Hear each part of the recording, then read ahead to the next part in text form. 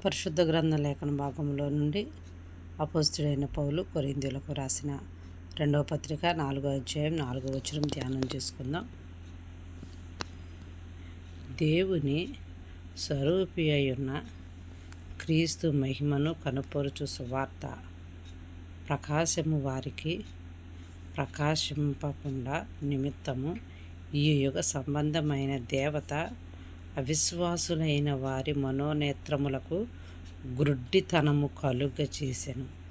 అంధకారములో నుండి వెలుగు ప్రకాశించును గాక అని పలికిన దేవుడే తన మహిమను గూర్చిన జ్ఞానమును యేసుక్రీస్తునందు వెల్లడిపరచుటకు మా హృదయములలో ప్రకాశించెను గనుక మేము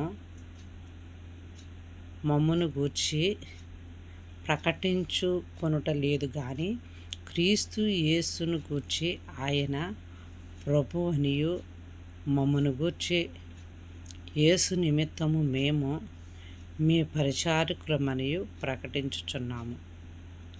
ఆమేన్. Praise the lord.